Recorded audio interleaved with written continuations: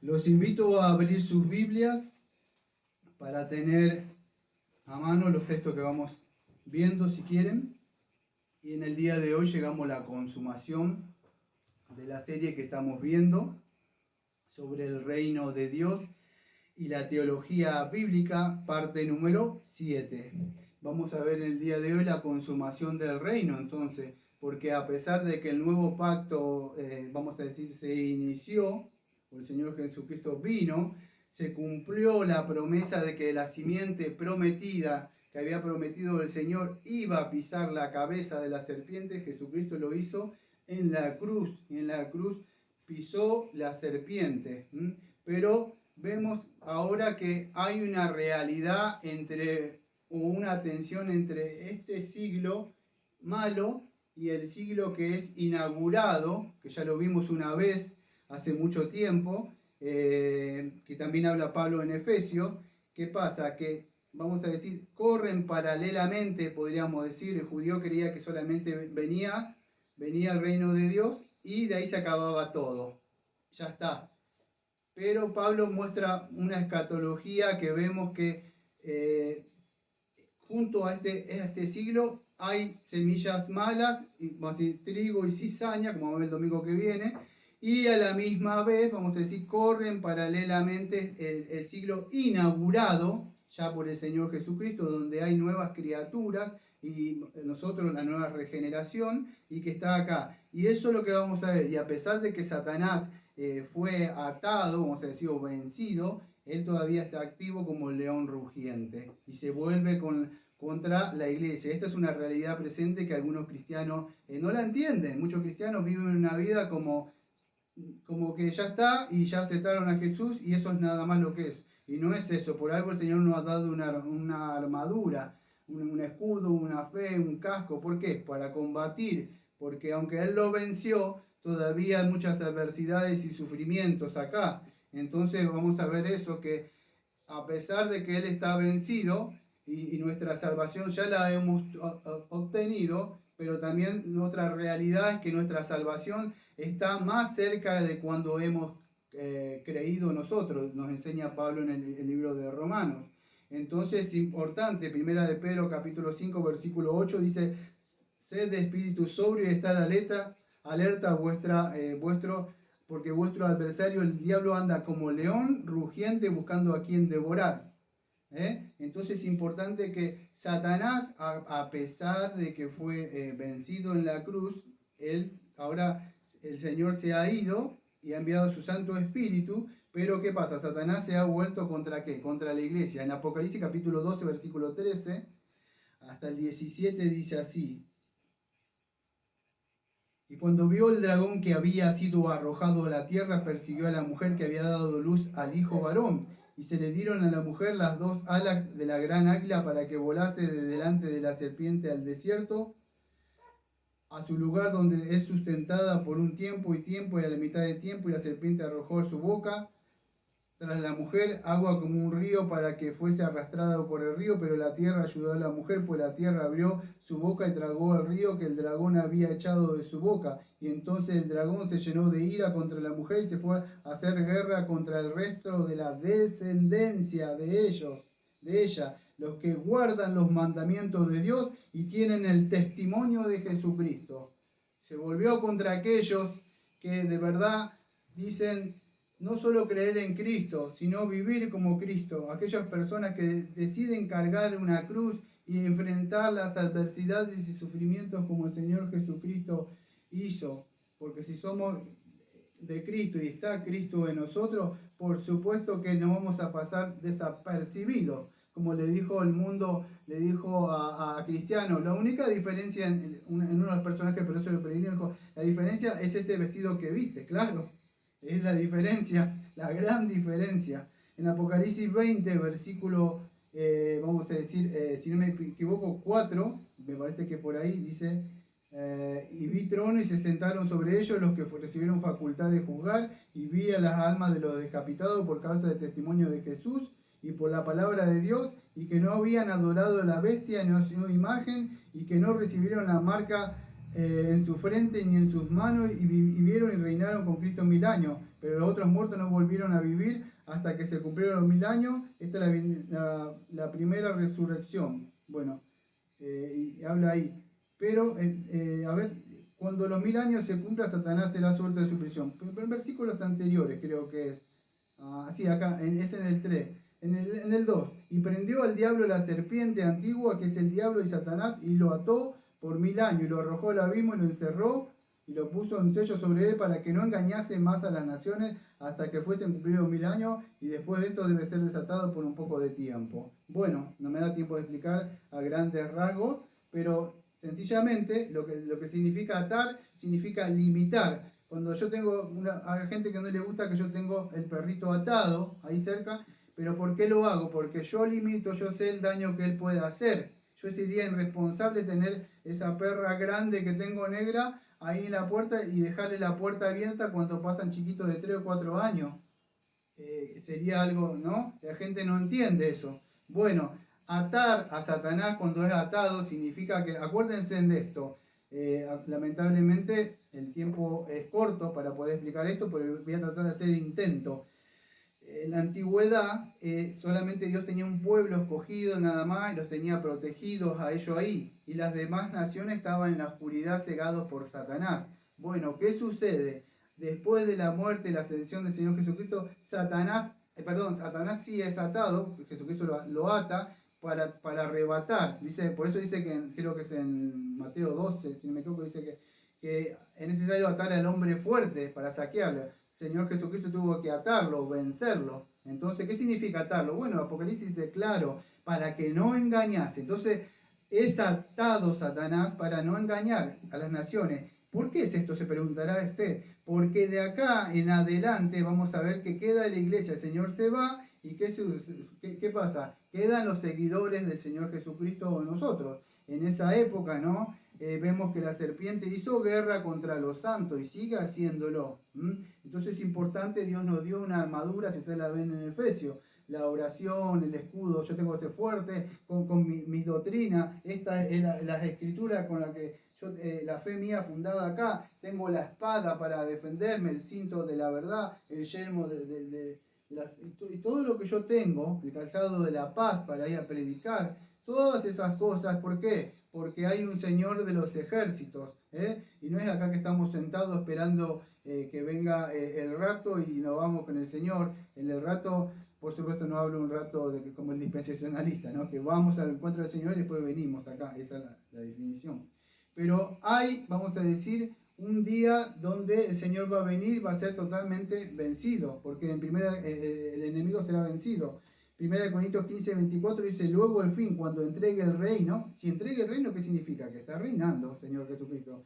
A Dios y Padre, cuando haya suprimido todo dominio, toda autoridad y potencia, porque es preciso que Él reine hasta que haya puesto a todos sus enemigos debajo de sus pies. Y el Salmo 110, versículo 1, habla un poco de eso. Y el versículo 26 dice, y el postrer enemigo sea destruido es la muerte. Amados, a pesar de que todo el Señor Jesucristo lo ha vencido, es una realidad presente nosotros que morimos, es una realidad presente que el pecado está adentro de nosotros, no solamente un enemigo externo, sino un enemigo interno también que combate contra nuestro espíritu. Por eso es necesario, es menester que muchos cristianos se despierten. Viven durmiendo pensando que cualquier cosa. No es así. ¿Por qué estamos en este día congregados acá? Porque venimos a llenarnos del Señor, venimos a escuchar palabras del Señor, venimos a fortalecernos. No venimos solamente a ver qué lindo si lo estás haciendo exegéticamente, qué buena introducción. Creo que a mí me gustó. No se trata de eso, amados. El Espíritu Santo le habla en este último sermón para poder entender que nosotros todavía hay una pelea, y aunque somos vencedores en el Señor Jesucristo, todavía hay batallas por ganar. Hay muchas cosas que el Señor nos ha mandado, que no nos unamos en yugo desigual, que no nos juntemos con gente que de verdad está en contra del Señor. ¿Para qué nos juntamos? Dice el Señor. Bueno, para que no te conviertas a ellos, sino ellos se conviertan a ti. Tenemos una batalla que ganar.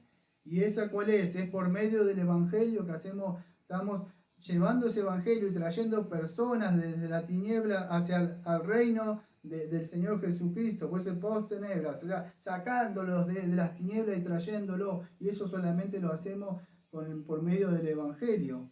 En Romanos 16:20 dice: y el Dios de paz aplastará en breve a Satanás bajo vuestros pies. La gracia de vuestro Señor Jesucristo sea con vosotros. ¿Cuántas veces leyó ese texto usted?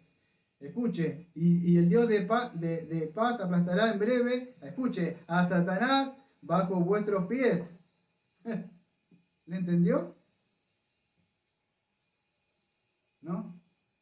Cuando en el Salmo 110 dice que pondrá a sus enemigos bajo sus pies. Acá, ¿qué está diciendo? ¿Bajo los pies de quién? Bajo nuestros pies, dice. Y no soy ningún carismático, para que sepa. Pero la Biblia dice: y el Dios de paz aplastará en breve a Satanás bajo sus pies. La iglesia es la que es victoriosa y avanza. Vivimos en un mundo donde la iglesia tiene miedo y retrocede. ¿Qué dirá mi familiar si le predico? Y aquel, mejor me callo. No vaya a ser que sea destituido de mi familia. ¿Y mis amigos? No. Amado, todo el que niega al Señor Jesucristo, yo no quisiera estar en sus zapatos el día que Él venga. Cuando le diga que tú me negaste, por lo consiguiente yo te negaré. Nosotros tenemos una misión. ¿Y cuál es? Es ir haciendo avanzar el Evangelio. Es cuando nosotros vamos avanzando con los pies de calzado de la paz, con nuestros pies vamos trayendo luz, y de esa forma no se trata piso a Satanás, lo ato y lo reprendo, no se trata de eso. Se trata que nosotros debemos confiar en lo que dijo el Señor, que toda potestad le ha dado a Él, todo dominio. Por lo tanto, id y predicad y haced discípulos, bautizándolos en el nombre del Padre, Hijo y Espíritu Santo, y yo estaré con vosotros hasta el fin de los tiempos. Eso es lo que creemos nosotros, y por eso creemos y por eso predicamos. En Hechos capítulo 3, versículo 18 al 21, dice así: pero Dios está hablando Pedro, pero Dios habiendo cumplido así lo que a todos los de la boca de todos sus profetas, y que Jesucristo había de padecer, así que arrepentido y convertido para que sean borrados vuestros pecados y para que vengan de la presencia del Señor tiempos de refrigerio, y envía a Jesucristo que os antes ha anunciado, a quien de cierto es necesario que el cielo reciba hasta los tiempos de la restauración de todas las cosas que habló Dios por boca de sus santos profetas que han sido desde tiempo antiguo. Amado, esto es, podríamos decir, carne, no leche, pero voy a tratar de hacer el intento en estos minutitos que tengo acá. Pedro, lo que está hablando acá, está hablando, bueno, lo que sí está hablando cuando dice la regeneración, voy a tratar de hacer el intento porque es muy difícil de explicarlo en tan poco tiempo, pero ahí cuando habla de la regeneración de todas las cosas, la palabra es palingenesia, es la misma palabra que se dice es necesario nacer de nuevo, Nicodemo. Bueno, cuando dice la restauración de todas las cosas, escuche, estamos en una tensión entre el ya y todavía no. Lo mismo dice Pablo, creo que en Romanos capítulo 8, 18 al 23. Vamos a decir que, no lo voy a buscar, pero dice que la creación gime con dolores de parto, esperando la restauración final. ¿Qué significa eso, amado? Que hasta el mundo fue maldecido, por eso hay cardo y espina y todas las cosas.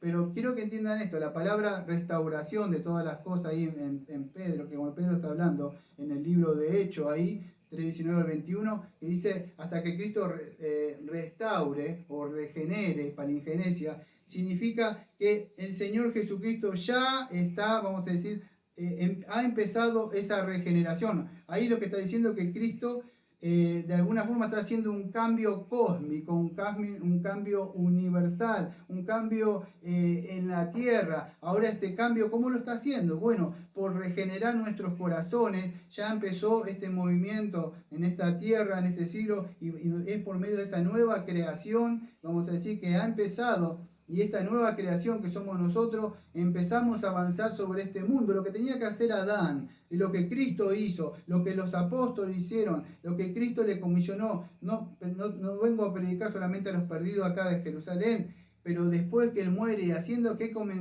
comisionó Él?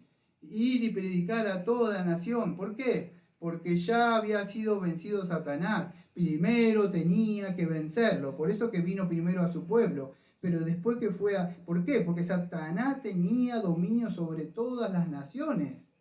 Por eso es que Cristo vino a ellos primero. Y después que Satanás es vencido, recién Pedro abre la llave del reino ahí y sale el mensaje del Evangelio a todos lados. ¿Pueden entender ahora cómo se va desarrollando esta teología bíblica? Dios tiene un orden. Por eso que iba haciendo toda la... Dijo, no, yo vengo acá y no, primero tengo que cumplir esto como es así, y después así, y después tengo otras ovejas que ir. Entonces es importante que podamos entender Cristo, la palabra restauración que aparece, que dice Pedro ahí, implica un retorno a una condición anterior, original, sin defecto, una restauración, o sea, una regeneración. Dios va a hacer, el Señor Jesucristo cuando venga, cielos nuevos, tierras nuevas, todo nuevo. No va a existir ningún impío, no va a existir pecado, nada de las cosas que ustedes puedan ver. Por eso que nosotros creemos a su palabra, por eso que nosotros avanzamos y predicamos el reino. Por eso Juan el Bautista, él pensaba que todas esas cosas iban a cumplir ese tiempo. Dice, Señor, dice, ¿cómo eres tú? Porque él pensaba que venía el Señor y ya estaba. Pero no era. Cristo inauguró el reino, pero todavía no está consumado. Estamos en esa tensión de ya y todavía no. Y esto debe animarnos, amados, para que estemos avanzando y hagamos avanzar el reino. 2 Corintios capítulo 10, versículo 3 dice, porque aunque andamos en la carne, no militamos según la carne. Versículo 4, porque las armas de nuestra milicia no son carnales, sino poderosas en Dios para la destrucción de fortaleza, derribando argumento y toda altivez que se levanta contra el conocimiento de Dios y llevando cautivo todo pensamiento a la obediencia de Cristo. Y estando pronto a castigar toda desobediencia cuando vuestra obediencia sea perfecta. ¿Ve? Nosotros predicamos el Evangelio. Es con la palabra que Hebreo 4.2 dice que penetra hasta el fondo de las personas, mostrarles su convicción de pecado y que la necesidad de venir al Señor Jesucristo. Esto debemos tener, vamos a decir, nosotros noción de nuestras vidas, porque no es que estamos solamente acá, como siempre lo digo, esperando a ver cuando viene el Señor. ¡Ay, Señor! ¿Cuánto estoy sufriendo? Si entendiera, Señor, esta persona que me viste, aquello, Señor, estoy cansado, llévame. Amado, nosotros estamos para combatir y pelear la buena batalla, ¿eh? Para ninguno fue fácil de acá, ni para mí ni para otros. No está para ir como yo veo a otro. ¿A dónde vamos el domingo? No, ¿cómo dónde vamos el domingo? Este es el día del Señor. Y este día es un anticipo de donde nosotros queremos ir, no donde vamos el domingo. ¿Dónde quiero ir? ¿Por qué estoy acá yo? Porque yo quiero ir con los santos para estar con mi Señor. ¿Usted se quedaría en un lugar que va a ser prendido fuego? No, amado. Ningún arquitecto, vamos a decir, invierte en algo que va a ser destruido. ¿Quién construye sobre la arena, amados? Entonces, Satanás es muy astuto, aunque fue destronado, ¿qué pasa? Él busca todavía engañar a muchas personas, aunque ya no puede engañar a las naciones.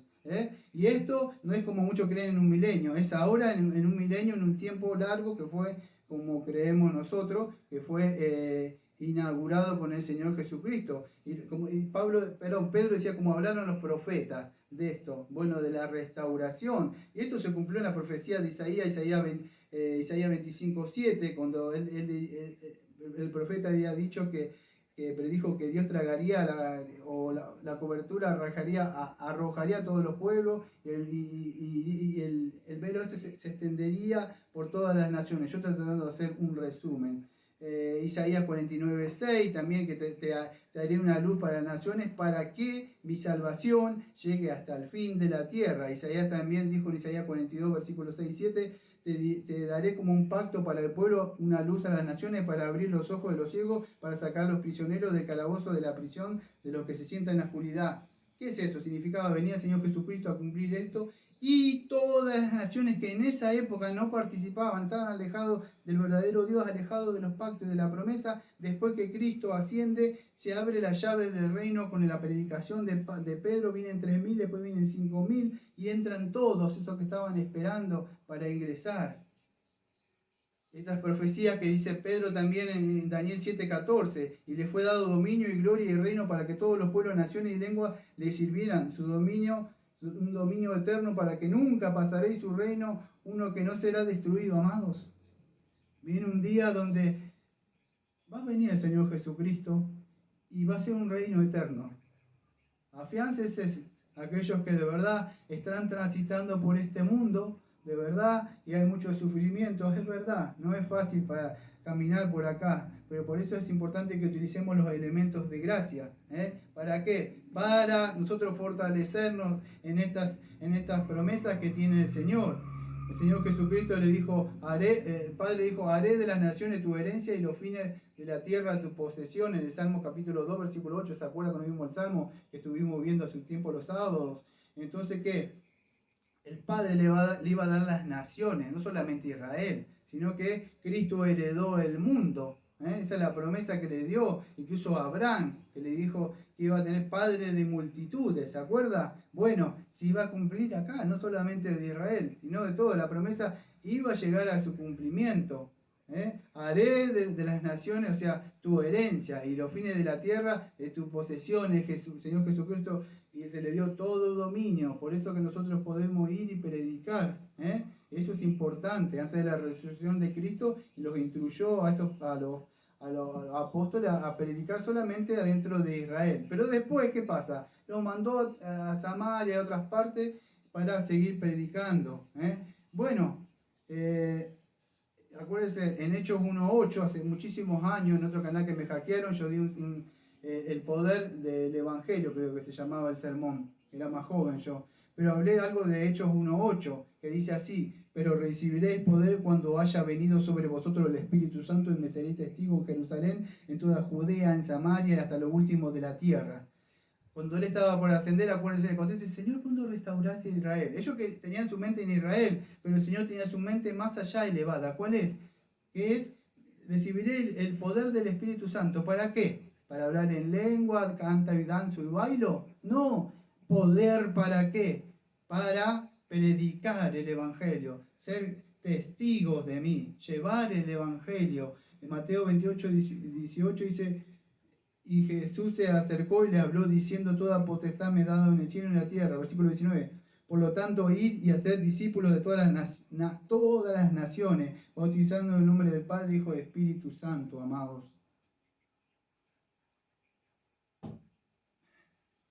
La gran comisión. Vivimos una época en la tecnología donde esto es muy fácil de realizar. Solamente se requiere creer en el Señor y llevar el Evangelio. No hay ninguna puerta de ningún país que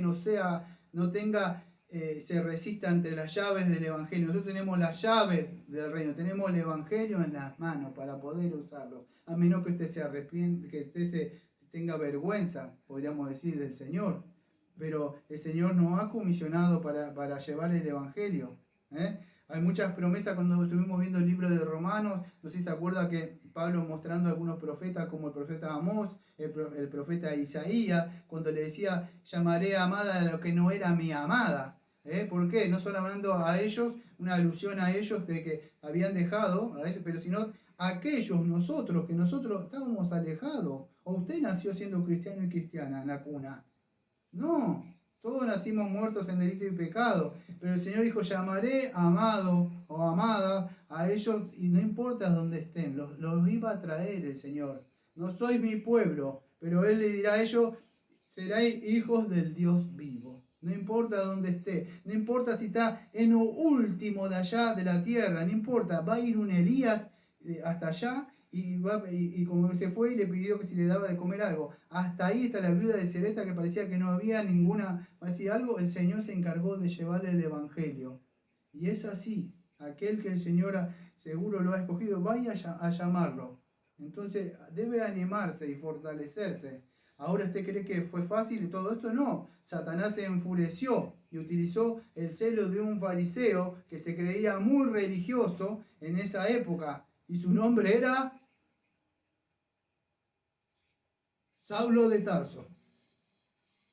Era la herramienta que tenía Satanás para atacar contra la religión, creyendo decirle, voy a hacer, no como esto, voy a hacer apología, voy a atacar a estas personas que están en contra de mí.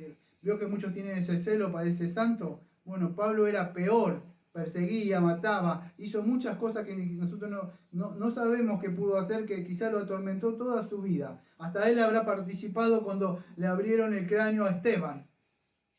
Y es así. Pero gracias a Dios que esa herramienta, Dios a veces utiliza esas cosas del enemigo y la llena de gracia y la utiliza aquellos instrumentos que eran de iniquidad y de justicia para hacerlo de justicia. Y nosotros conocemos esa conversión que hubo en este hombre que se conoció como Pablo. Y este hombre que el Señor le dijo, yo le enseñaré cuánto debe de sufrir por mí. Ustedes se acuerdan de la conversión. Pero yo voy a hablar en Hechos 26, versículos 15 y 18. Me acuerdo hace mucho tiempo, cuando andaba por acá pegando cartelitos. Contento, pensando que el verdadero evangelio la gente iba a creer. Y no pasó eso.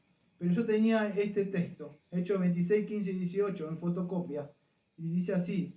Yo entonces dije, ¿quién eres, Señor? Y él dijo, yo soy Jesús a quien tú persigues.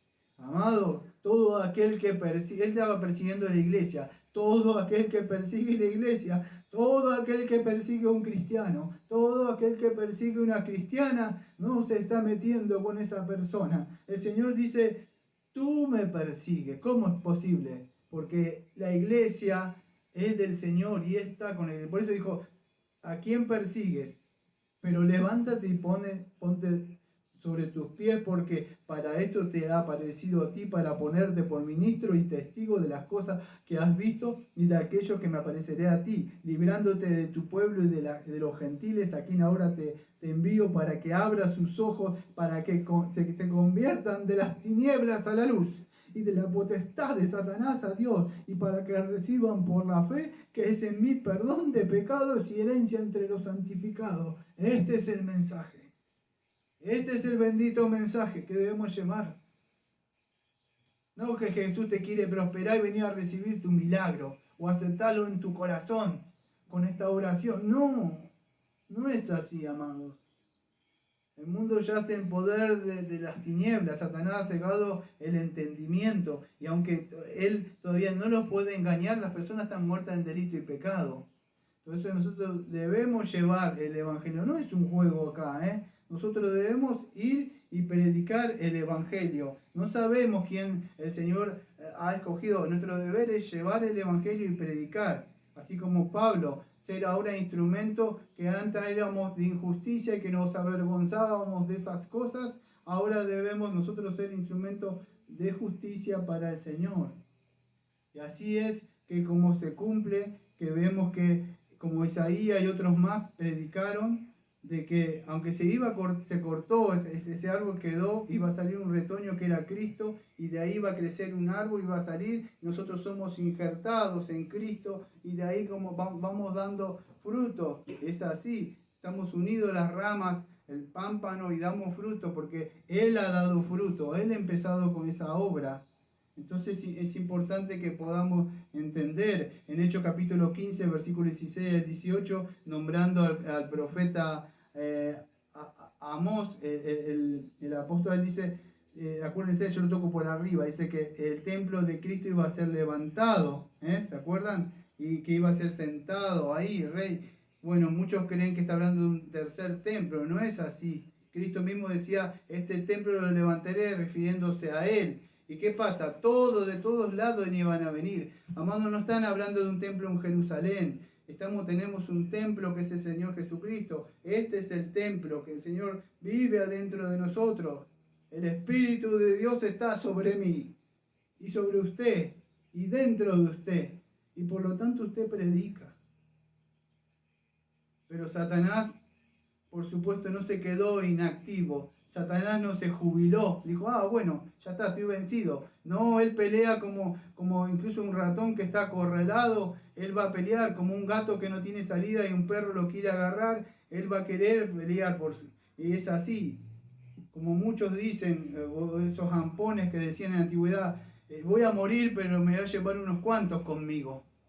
Entonces, amados, es hora que muchos dejen de dormitar, como cristianos que estaban durmiendo, se fiaron de que ya está todo pagado y no pasa nada. No, amados, no es así. Hay que perseverar y es perseverar hasta el fin. Y tenemos un mensaje que llevar, que es, bueno, llevar el Evangelio a toda nación, a predicarle. No tenemos ser, digo, voy a ser misionero, amados, tenemos mucha gente cercana, no tiene que irse muy lejos para estar predicando.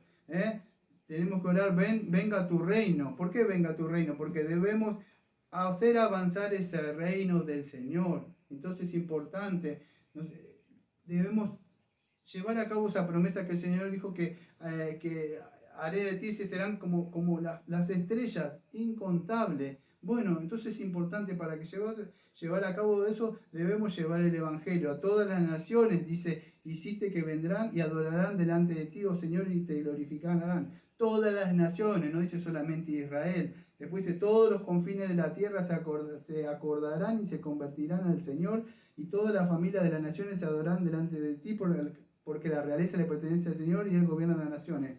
Salmo 27, 28 y después Zacarías 9, 10. Hay un montón de textos. Su gobierno será de mar a mar y del río hasta los confines de la tierra. Y así podría estar nombrando un montón de textos para mostrar de que las profecías y los profetas, como dice Pedro, anunciaban una conversión de todas las naciones que iban a venir. No solamente Israel. ¿Por qué? Porque el Señor Jesucristo iba a vencer y venció en la cruz a Satanás y lo ató, lo ha limitado, y ahora tenemos las llaves del reino para estar predicando. No tenemos la llave tengo las llaves de las bendiciones para desatar en tu vida familiar y en tu trabajo. No, amado, tenemos la llave del reino, la llave también de la iglesia, para entrar, la venida de la membresía o para disciplinar. El Señor ha dado toda potestad. Para eso ha puesto pastores, ministros, hay diáconos, hay una membresía, hay un gobierno eclesiástico de Él. Entonces es importante. Lamentablemente a veces el ejército de Satanás está más ordenado. A veces veo muchos hermanos incluso faltándole el respeto a los pastores, a aquellos que Dios ha puesto para que gobierne su iglesia. No es así, amados. Vamos a decir, hay un orden y debemos respetarlo, porque esas personas son aquellos que oran y velan por vuestras almas. Y no hay ningún orgullo que ellos quieren tener, sino es que nosotros incluso también nos sujetamos al Señor. Y es así como funciona un ejército. No sé si yo estaba de un ejército, yo pertenecí a la fuerza fluvial y militar por casi 10 años. Y sé lo que es estar bajo jupomones, bajo órdenes. Entonces para mí no me cuesta. Pero es importante que podamos entender esto. Entonces, fíjese, yo voy a ir pasando algunas cosas por cuestiones del tiempo, que me queda solamente media hora, porque quería presentar algo, amados, que tengo para presentar.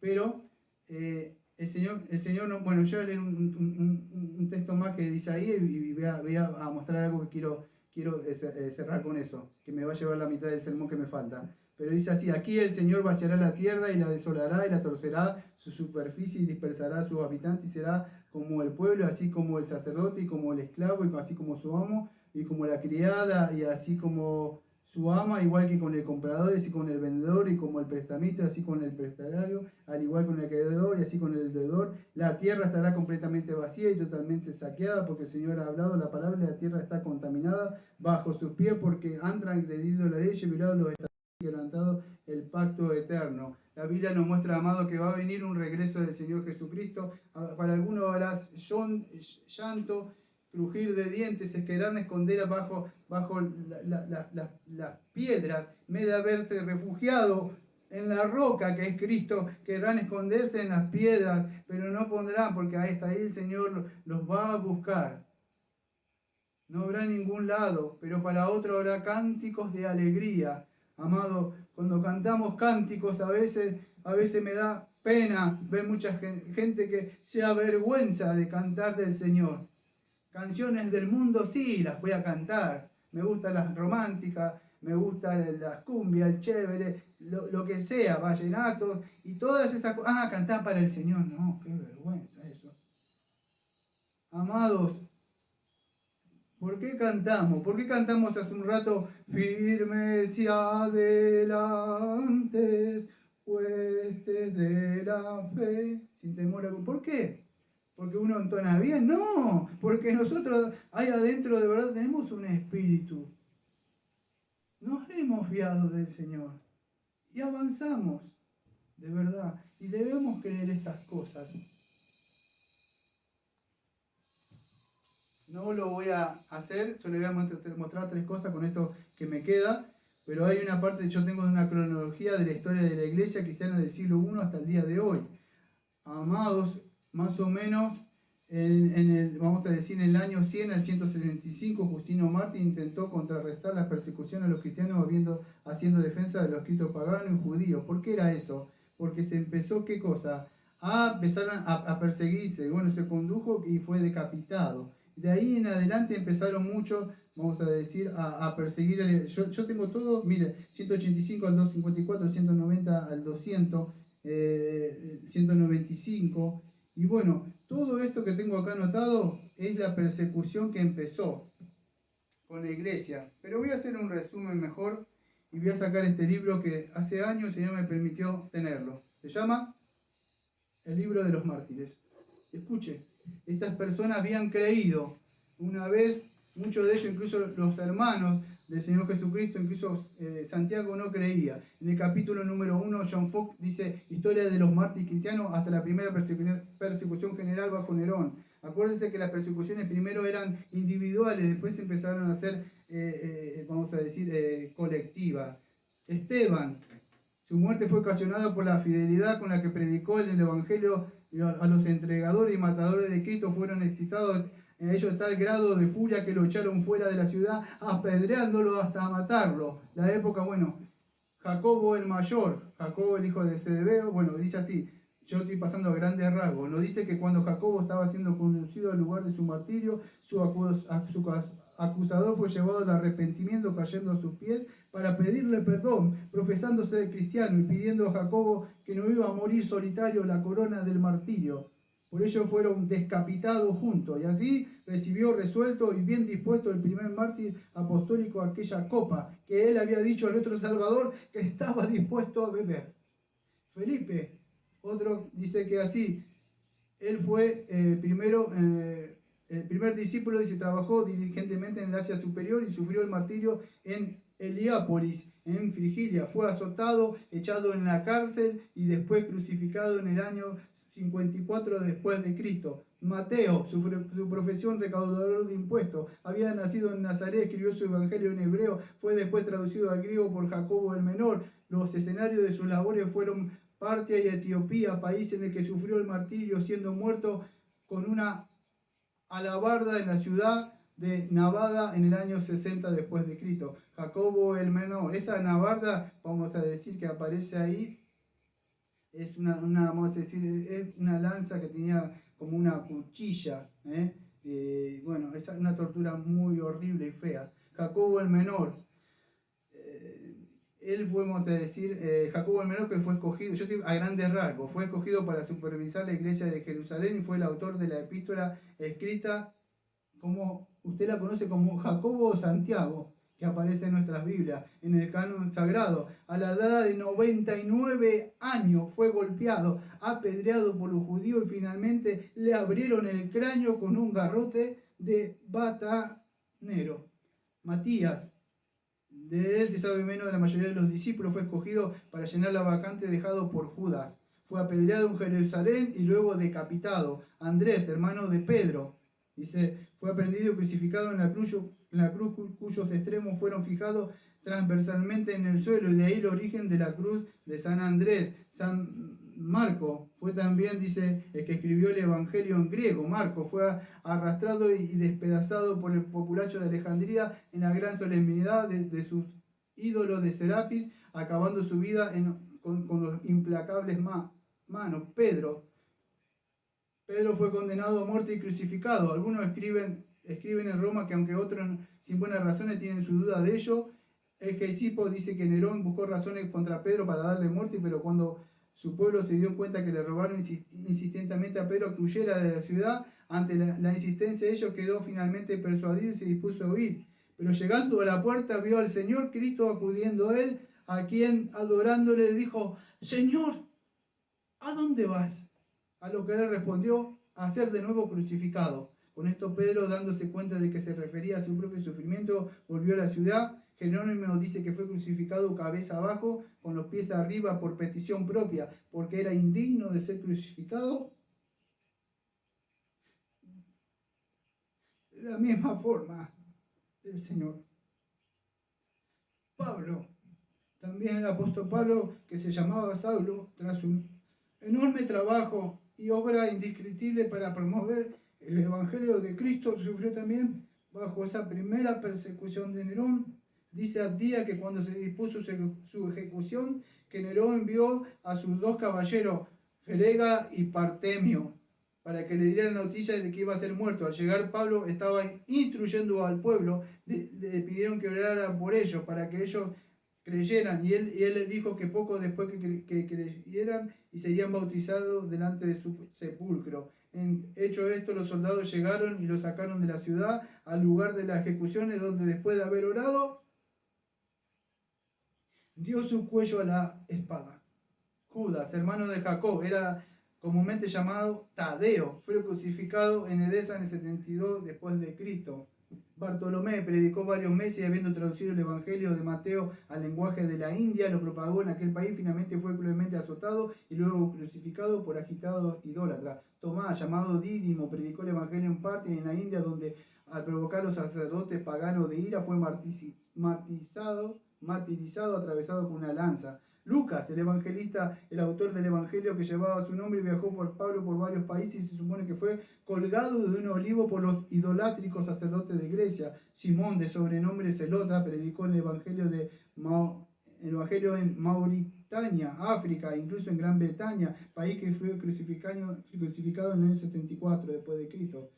Juan, el discípulo amado, era el hermano de Jacob, el mayor de la iglesia de Esmirna, Pérgamo, Sardis, Filadelfia, Laodicea y Tiatira fueron fundadas por él. Fue enviado de Efeso a Roma, donde se afirma que fue echado en un caldero de aceite hirviendo. Escapó milagrosamente sin daño alguno. Domiciano lo desenterró posteriormente a la isla de Pasmo, donde escribió el libro de Apocalipsis.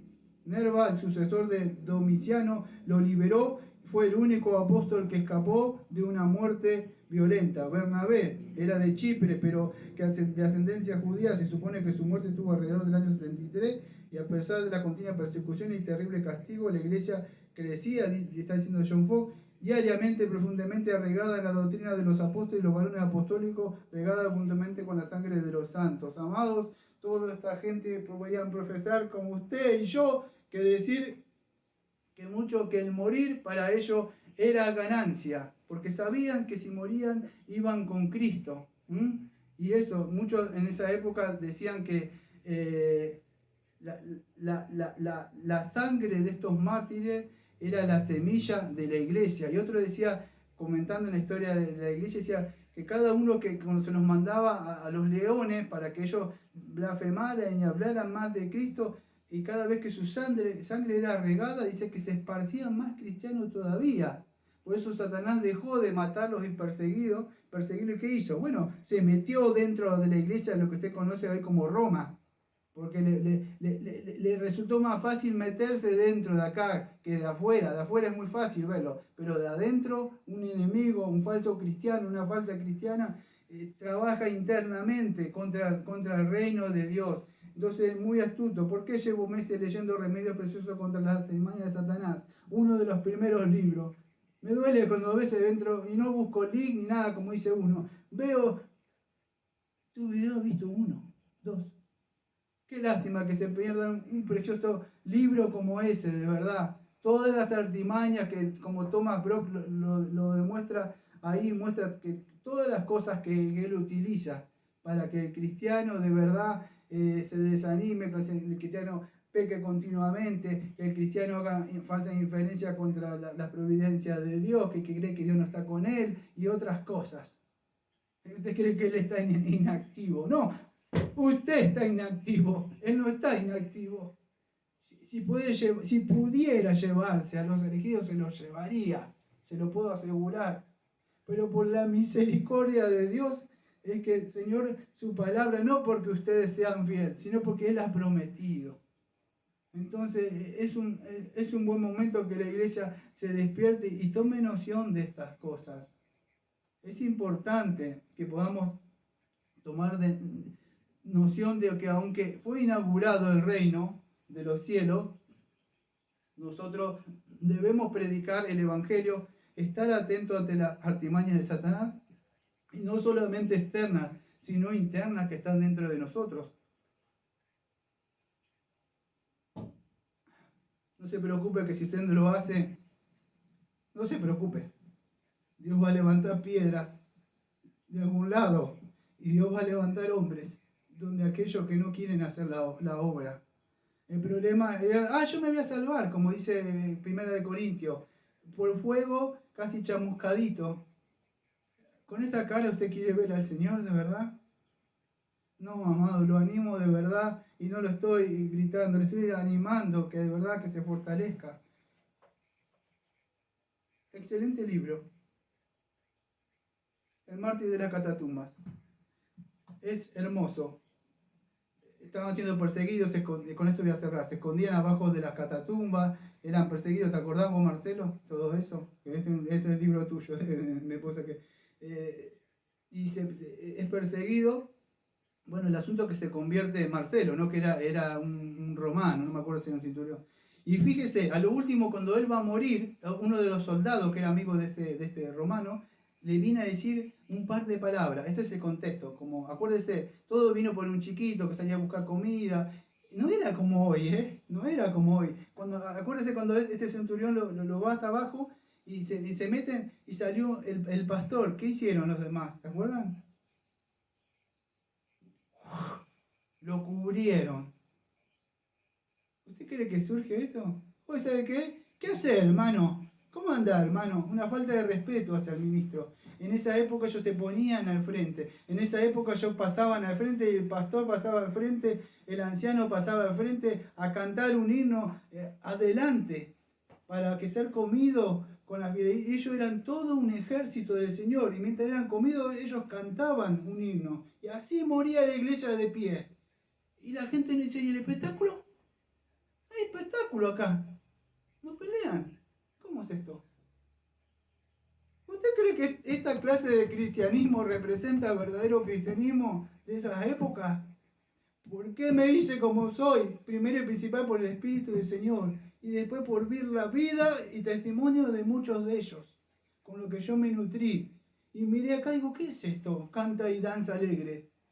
Esos cantantes que escuchan mucho, que le dicen ser cristianos y que son canciones románticas. No eran eso, de verdad. Eran de verdaderos hombres que de verdad entendían cómo se pelea la buena batalla de la fe. Fíjese lo que le dice este amigo para que niegue a él antes de morir. Era un romano que se había convertido. Le dice así, ¿qué es lo que quieras que yo haga? Esto, dentro de unos pocos años sucederá un gran cambio. Bien la persecución se desvanece o bien se genera una reacción o el emperador puede morir y otros gobernantes o diferentes sentimientos le seguirán. Entonces será legal el hacerse cristiano. Entonces toda gente que hoy es afiliada puede volverse de sus escondites y ocupar sus antiguos puestos y surgir la dignidad y la riqueza. Que te presente pues todo esto y por tanto no arrojes así infructuosamente tu vida que todavía puede ser de servicio al Estado y de felicidad para ti, pues por ti mismo cuídala, resérvala, mira alrededor de ti ahora, considera todas estas cosas, deja a un lado tu religión, porque por breve lazo y vuelve a la religión del Estado, solo es cuestión de un breve tiempo, así podrás escapar del inminente peligro presente y cuando vuelva a tiempos más felices, puedes volver a ser un cristiano en paz.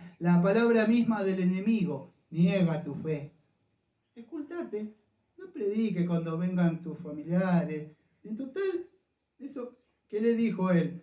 Lúculo, esto es imposible, es abominable a mi alma. ¿Podría acaso yo ser un doble hipócrita? Si tú comprendieras lo que en mí se ha realizado, no me pedirías ni por un momento que me perjure mi alma inmortal ante el mundo y ante mi Dios. Es mucho mejor morir inmediatamente por las más severas torturas que el cuerpo le pueden inferir.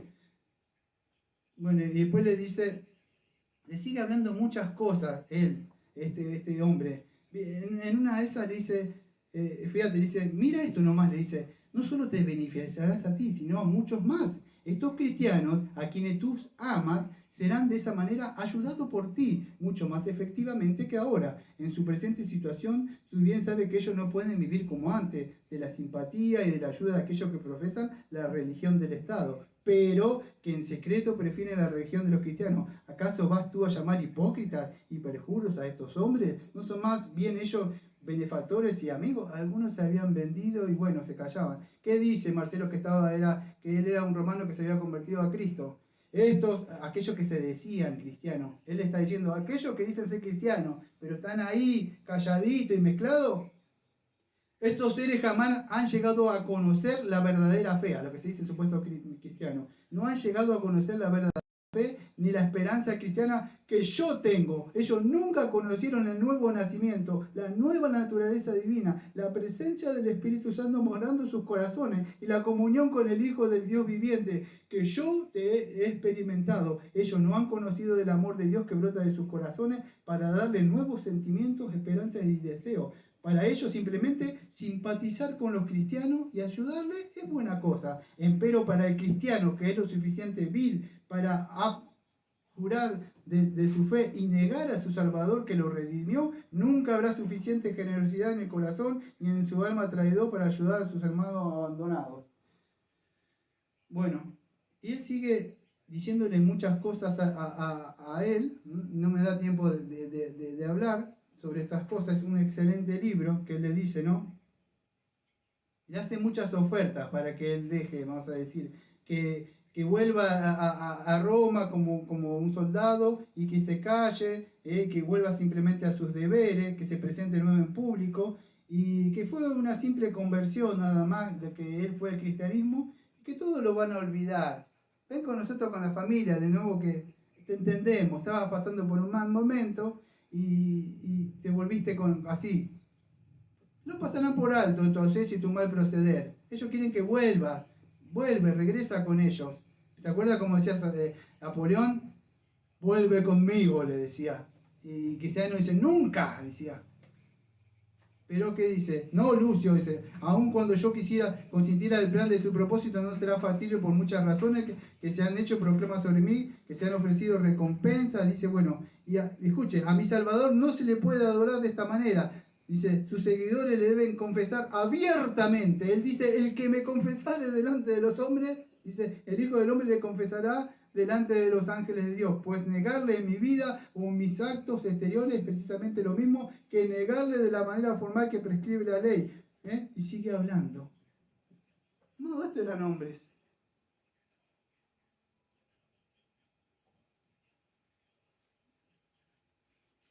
Para cerrar este servicio, generalmente no lo hago, pero me gustaría cerrar con un cántico después de orar. Y voy a cantar un cántico que dice, y si vivimos, para Él vivimos. Si me acompañan.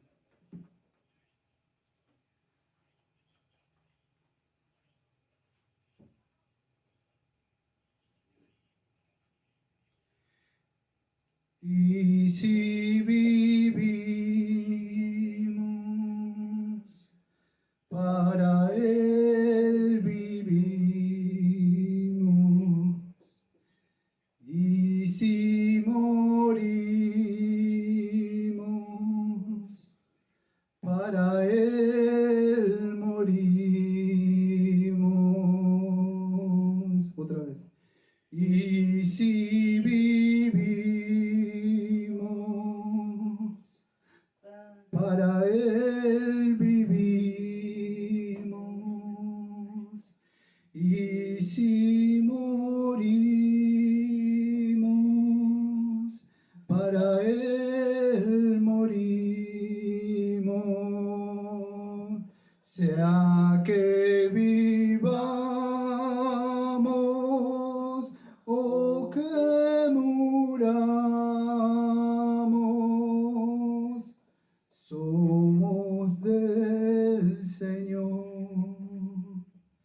Somos del Señor,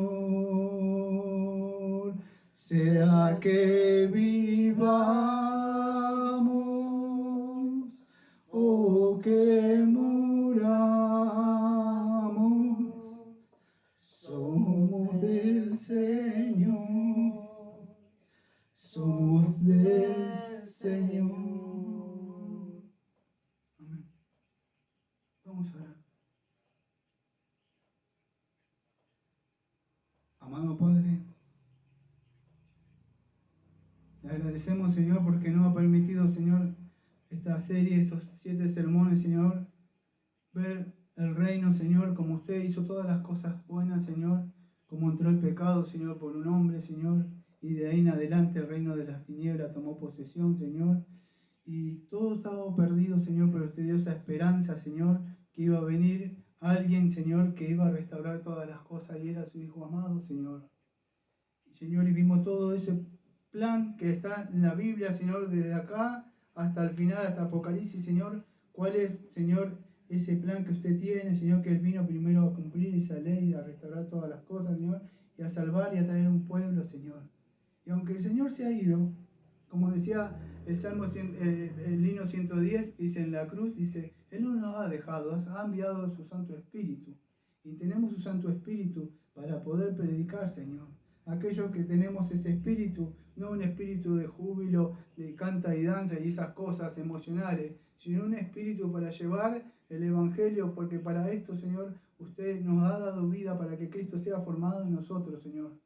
Le pido, Señor, a aquellos hermanitos y hermanitas, Señor, que de verdad son como esos animalitos, esos perritos, esos gatitos que tienen miedo, Señor, que miren, Señor, a aquellos que van caminando adelante, Señor, aquellos que muchos por ir avanzando adelante, Señor, fueron quedando en el camino, Señor, y fueron muriendo. Cuando canto firme hacia adelante, Señor, me imagino a esos, Señor, hombres que fueron cayendo y fueron martirizados como John Hus y otras personas, Señor, pero se fiaron de la promesa, Señor, que a pesar, Señor, que como que ellos eran quemados, y si tú me puedes quemar con este fuego, pero a ti te espera un fuego eterno. Entonces, Señor, y ellos, a pesar de eso, Señor, le dijeron, no le tomes en cuenta este pecado, y predicaban, Señor, el Evangelio. Ayúdenlos, Señor, a que se afiancen, a que no tengan vergüenza, Señor, que no le tengan vergüenza a sus familiares, que no le tengan vergüenza, Señor, a sus amigos, que no le tengan vergüenza a este mundo, que no se amolden, Señor, porque el mundo no se avergüenza de sus cosas, Señor. Este mundo no se avergüenza de cantar sus cosas horrendas, Señor. Que nosotros podamos cantar, Señor, por eso que los salmos y los himnos y cantos y cosas espirituales son, Señor, para nosotros razón de gran gozo, Señor. Le agradecemos porque usted ha bendecido todas estas clases, todas estas sermones que estuvimos viendo, Señor. Y le pido que el domingo que viene, Señor, esté bendiciendo, Señor, la serie que vamos a empezar sobre las parábolas, Señor, y el buen sembrador, Señor. Le agradezco por todos los que nos permiten, Señor, poder estar escuchando por acá, por casa, en casa de mi esposa, y todos los que están en el aula aprendiendo también, Señor, que usted lo ha puesto para que sean edificados, Señor. Y como siempre decimos, amén. Amén.